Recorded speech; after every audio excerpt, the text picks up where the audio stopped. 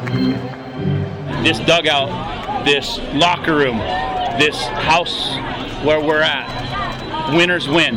We're Dawgs and we win. And the guys bought in.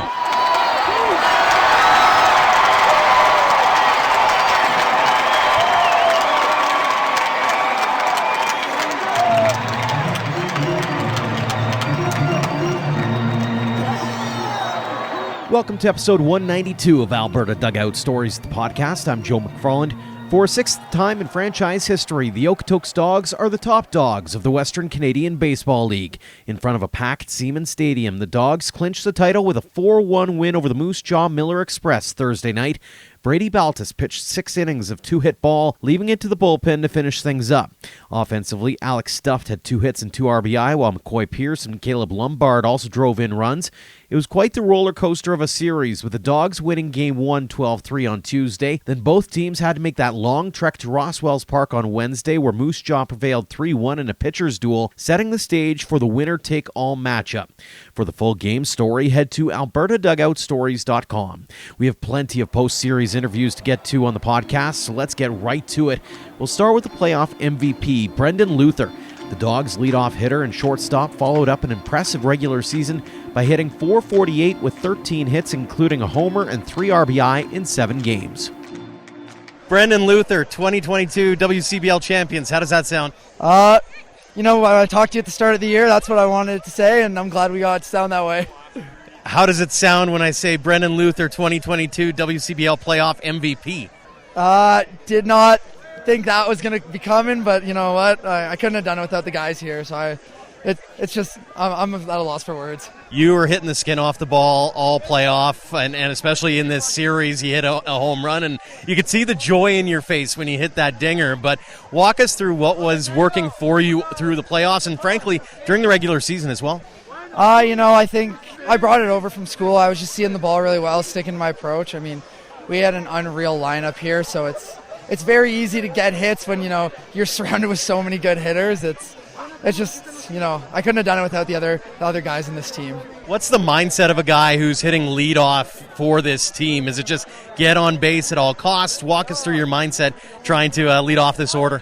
Yeah, I mean, this playoffs, my only goal is to get to first base every game. We have so many good hitters behind us that I knew if I got to first, like today, I was going to score in the first inning, and that's been my whole mentality the whole year. It's got to be kind of cool. I mean, double champion now. You pick it up in Okanagan, and then you pick it up here. What's that mean to you? It's special. This is a year I'm never going to forget. It's just the groups I played with. They're so special, and this is an amazing year for me. You got a lot of Okanagan teammates here as well. What's that mean to you to be able to accomplish this feat with them beside you for both of them? Well, they're my family. They're those guys I've played with for 4 years, and we've done everything together. And just to share 2 championships with them, it's like I couldn't ask for anything else. Walk us through the moment when you realized, hey, we got a shot at taking this. Did you know on the bench that this is for real? When did the game turn for you? I think it was the way Balti was throwing today. He came out and he was zoned in from 4 o'clock on, and as soon as he stepped on the mound, we knew all we needed to do was score a couple, and we're going to win a game. When Tugboat goes onto the mound, what goes through your mind? It's over. That's it. It's over. It's done. He's one of the best arms I've ever played with, and just standing at shortstop, I don't have to worry about getting a ground ball because he's that guy. Final question for you. What does it mean to you to have had the summer and, frankly, the spring as well? What does it mean to you to have accomplished all that you have this year? I think that this has been my goal. I had 2 years off of COVID, and the year before that we lost, and I didn't really ever want to feel like that loser again. And I wanted to win so bad, and I'm glad we did. Brendan, congratulations. Job well done. Thank you. Also in the conversation for MVP had to be Micah McDowell. He also had a solid regular season and was great in the playoffs, hitting .367 with a homer and 10 RBI. The Dawgs Academy alum and Oregon State outfielder also stole 2 bases in that championship clincher. Micah, first off, 2022 WCBL champions. How does that sound? Sounds great.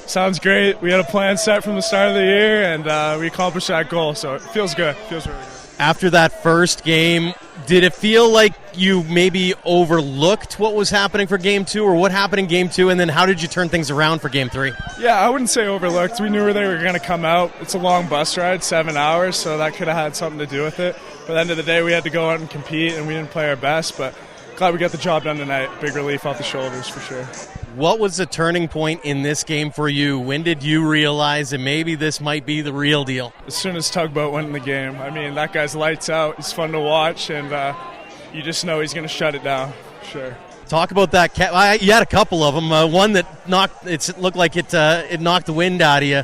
What was that? What happened there? I just rolled over my wrist on the slide, kind of jammed it up a little bit, but trainer came out and was pretty fine after that. But yeah, just trying to put my body on the line for all my pitchers because they pitched a great series overall.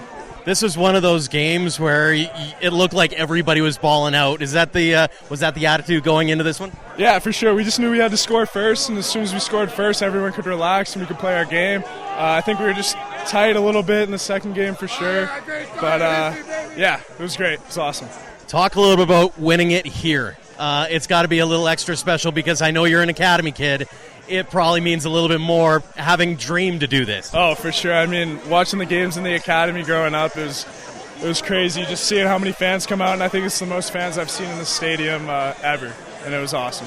Talk about that 2019 experience and being a part of that and maybe showing the kids on this team what it takes to win. For sure. That 2019 team was unbelievable. A lot of great players on that team, and just watching them go about their business every day and learning from them, and bringing that core group of guys that watched that team in 2019. And yeah, I think we had a great culture overall on the team, and we played hard every day. Which one's sweeter, 2019 or 2022? I'm going to have to say 2022. I did a little bit more for this one. Fair enough. Micah, congratulations. Job well done. Thank you. Appreciate it. The crowd at Siemens Stadium might not have been any louder than when Matt Wilkinson took to the mound. Another Dawgs Academy grad, the chance of Tugboat rang clear into the southern Alberta sky. The lefty split the season as a starter and reliever, but prevailed as the playoff closer, picking up 2 saves and striking out 12 in just 4 appearances, including 4 Ks in 2 innings to close out the final. Our Ian Wilson caught up with him post-game. Matt, first of all, congratulations. 2022 Western Canadian Baseball League champion.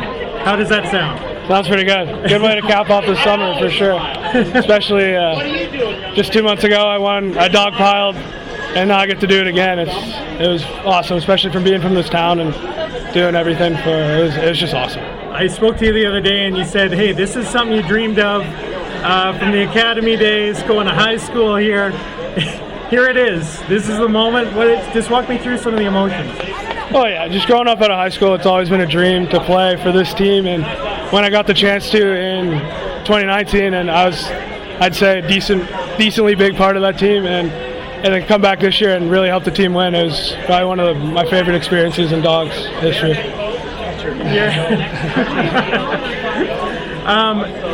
Walk me through some of the emotions as well. You're an emphatic guy on the mound. Tonight you've got this crowd, 5,500 people chanting Tugboat in the latter stages of the game. You're the guy on the mound who gets to close it out.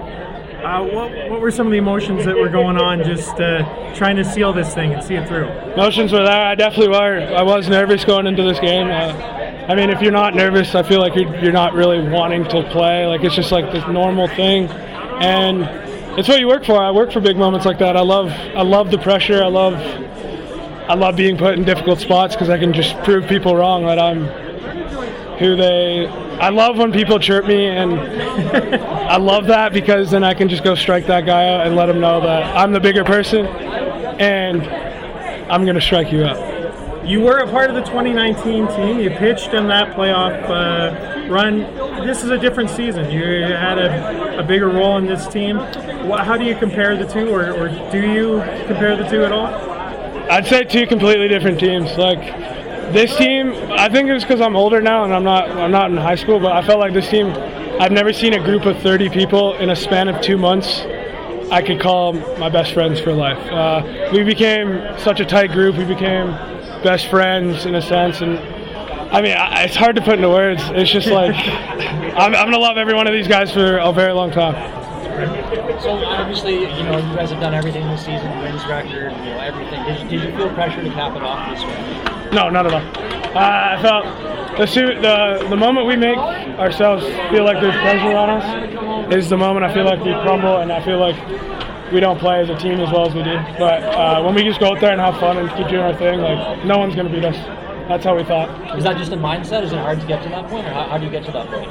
Not letting the touch. It's a mindset for sure, yeah. But it's also just like remembering this is just a game, and at the end of the day, you're here to have fun. And I get you're in college and stuff like that, but at the end of the day, it's just a game, and it's summer ball, and we love to have fun, and no better way than do dog pile. And what was it like over the last 24 hours there, bouncing back from the WCBL? Obviously a long drive. I'm sure it's been fatiguing, 48 hours for you guys. So what was that like getting back today? It was tough for sure. Short sleep. We got into Med Hat around 4 last night. Got up at 10:30, 11. We left at 11, came back here by 2, and then BP at 4:30. So didn't have much to rest, didn't have much to really prepare. We kind of just showed up and played as a team, and the rest is history. Another Dawgs Academy product who had a major impact on the playoffs was Ricky Sanchez. The infielder hit .345 with a homer and 7 RBI, including hitting for the cycle in Game 1 against Brooks. After a ton of selfies and autographs, he snuck away for a chat with me after the win. Ricky, first off, 2022 WCBL champions, how does that sound? Sounds amazing. I can't believe it. We worked hard for this, and we did it. We reached our goal. Walk us through the moments in the dugout as the innings are going on. Is it super loose? Is it super stressful? What's it like as the innings are wearing on? No, we just took like 3 deep breaths, and then we were ready to go. We didn't have any pressure. And then as soon as we went up by 3, and then my Wilkinson came in, I mean, when that guy's in the mound, it's electric. It's game over. No one is going to touch him. I love that dude. I played with him since high school, and he just keeps getting better and better and better every day. Talk us through the game itself. Was there a turning point for you where you realized this is the real deal? This is actually going to happen?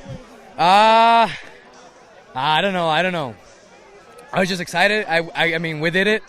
So time to celebrate, right? Talk about the series and the ups and downs, the travel, everything involved with it.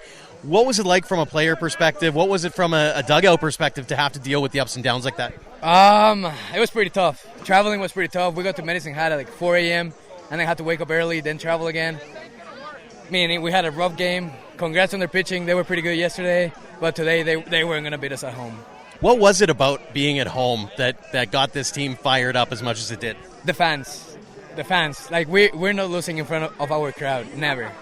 How special is it from your perspective to be able to do it in front of the hometown crowd? And especially given that you came up in high school through this program, it probably was kind of on your bucket list heading into the year. Oh, yeah. Well, at home it's just an advantage. We have such big fans. They get into the game. I love it. And they're a big part of this. Respect to them.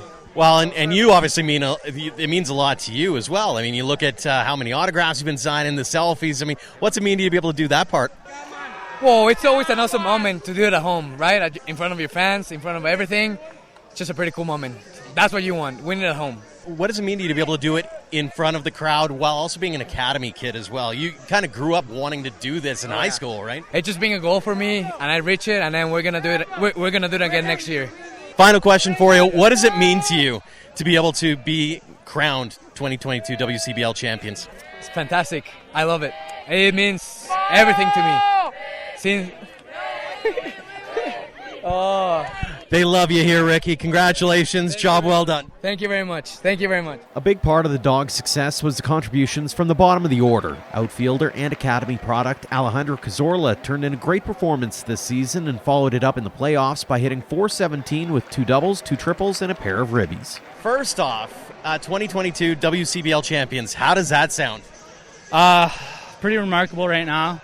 It's kind of hard to believe how fast the summer flew by, but since the day we got here in early May, obviously we didn't have a whole group, but we knew what the picture was in mind. We had a core group of guys that saw what winning looks like on this diamond, and we wanted to do exactly that at the end of it. So at the end of the day, we had our struggles, but we all came together at the end, and you can't even put into words what this feels like right now. Talk about that grind of this final series, going between Moose Jaw and here, the ups and downs of a big win, then a tough loss, and then coming back to your barn. What was that like from a player perspective and within your dugout?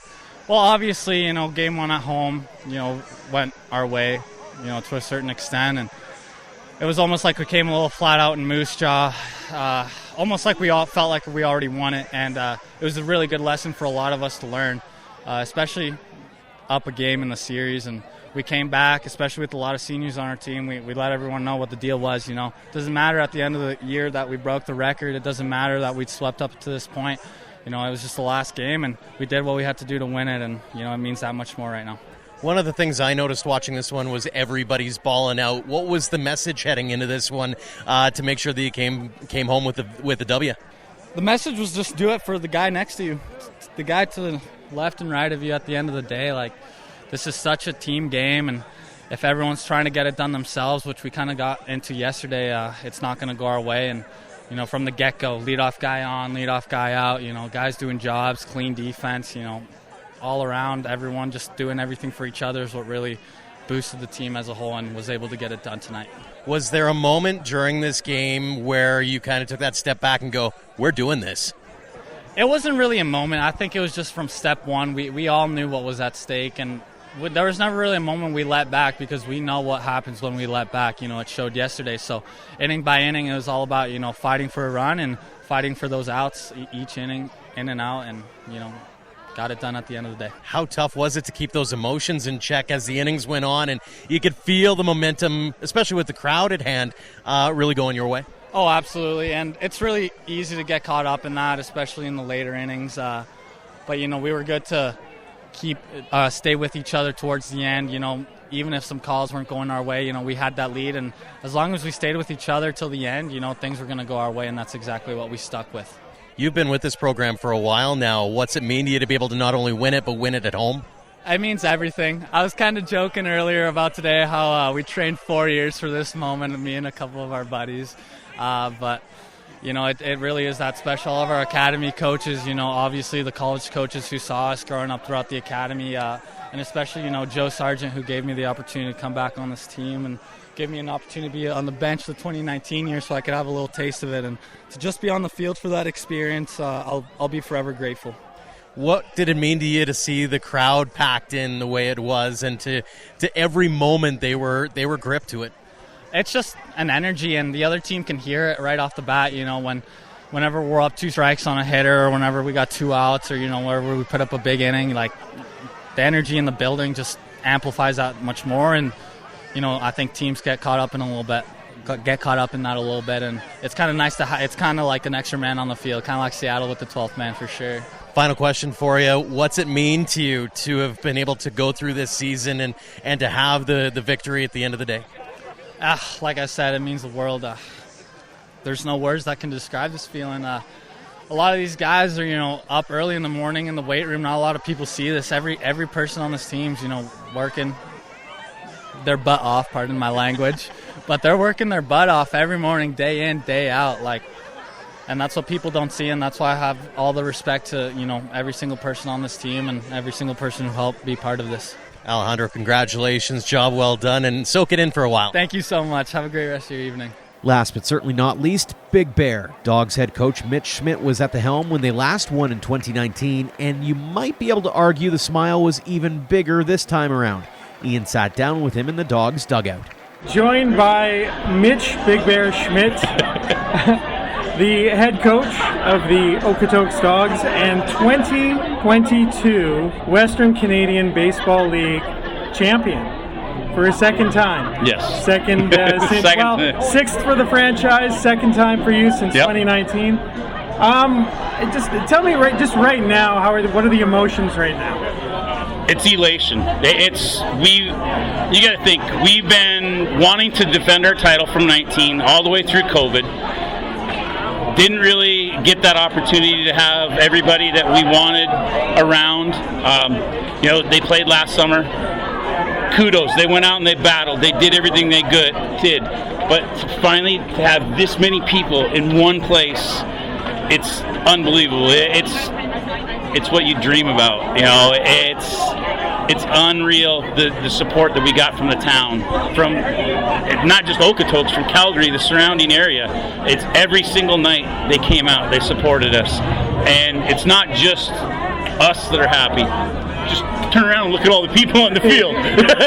It's a celebration for all. It's a celebration for everybody to say we're back, and it's a celebration for the league. And what this is going to do, people are going to see what happened here. You know, this year, how everybody came in, and there's going to be other players that want to stay here and play. You know, we did it. Yes.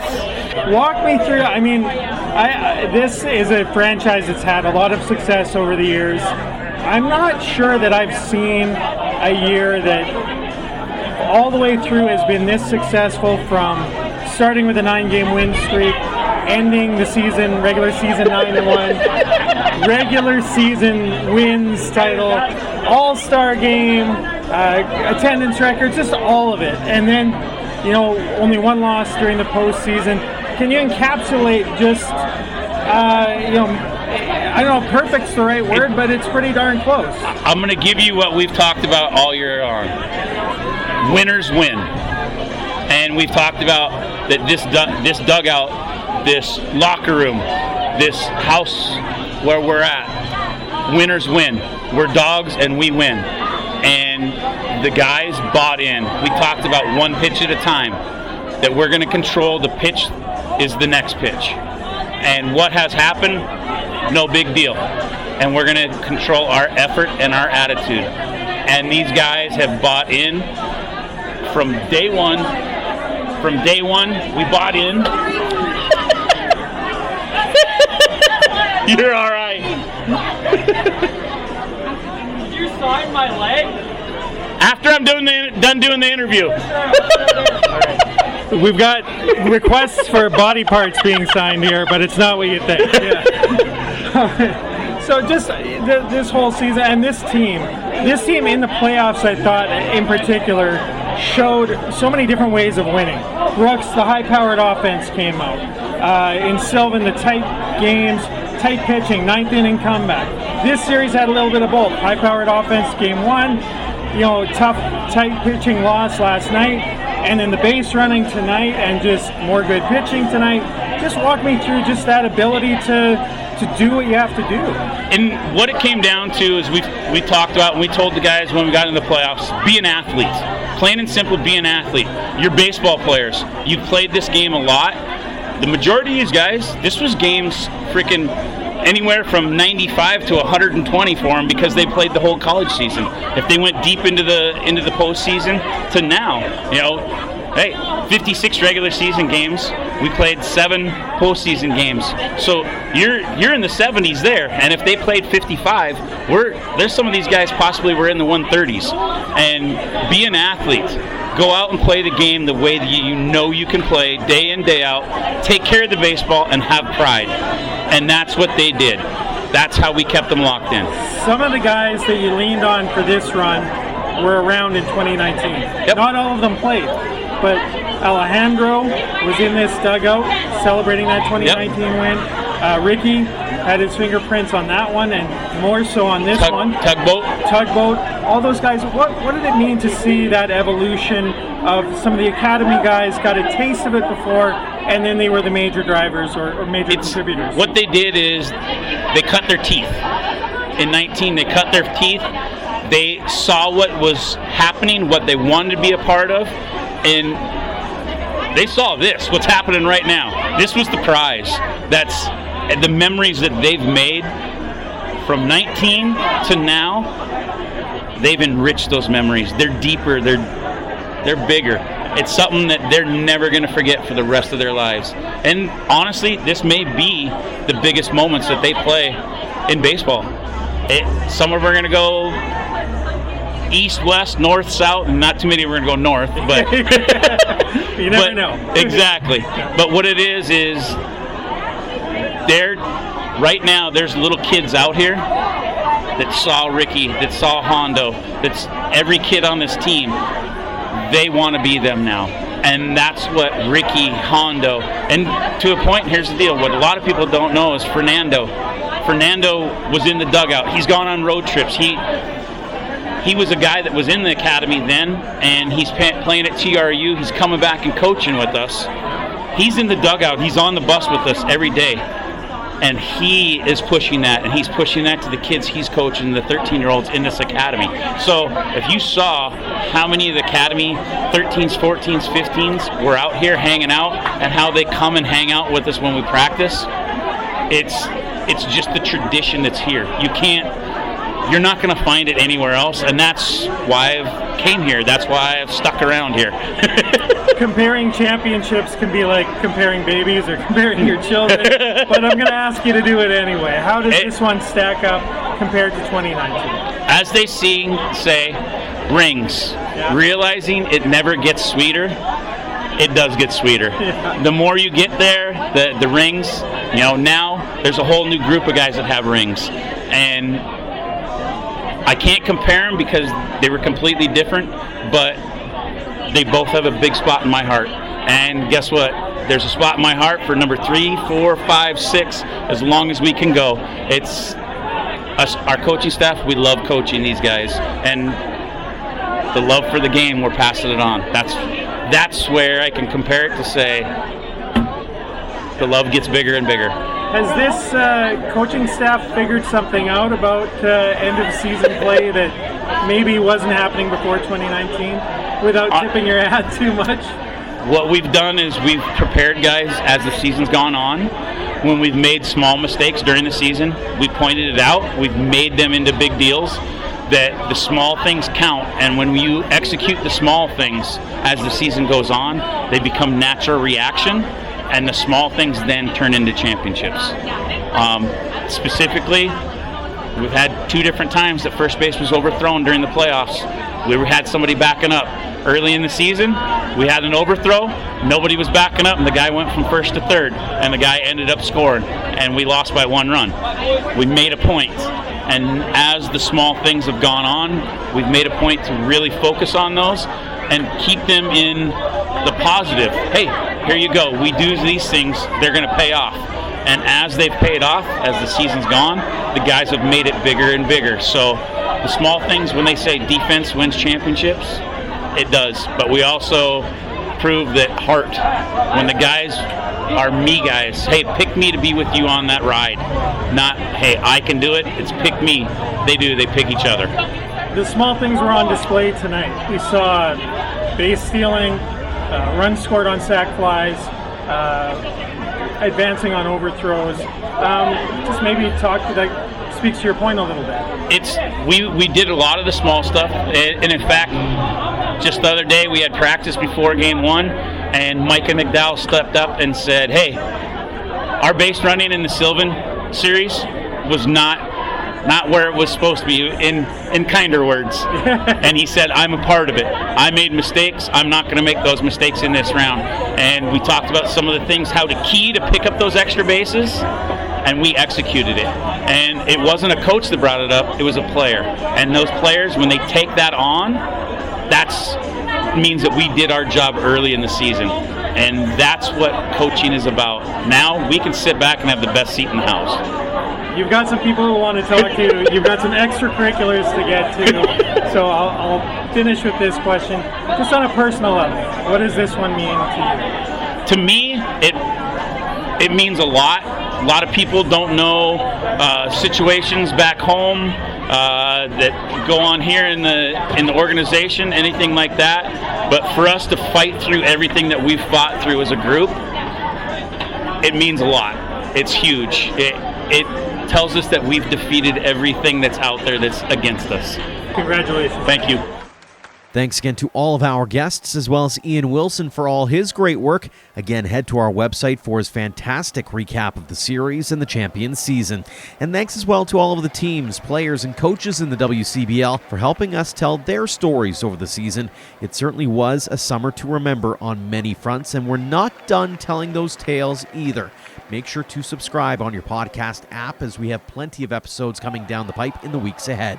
A shout out as well to our Platinum supporters for all they do for us and for baseball in Alberta. We'll keep it short this week and tip our caps to the Okotoks Dawgs and AHP Academy.